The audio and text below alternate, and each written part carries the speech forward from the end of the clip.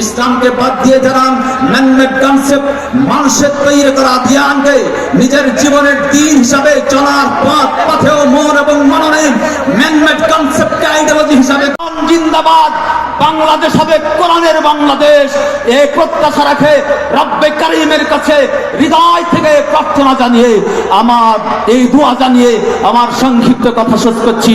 ফেলা হবে তোমার, আমরা রাজি কিনা? আসুন এই চিন্তা চেতনা লালন করে আগামী দেশ হবে কোরআনের দেশ, আগামী দেশ হবে কাল কোরআনের দেশ, আগামী দেশ হবে টুপিওয়ালাদের দেশ। দান করে 36 আগস্টে জীবন দিতে পারে এই দেশের তাওহীদি জনতাকে কোরআনের আইন থেকে 1 ইঞ্চি কেউ সরাতে পারবে না।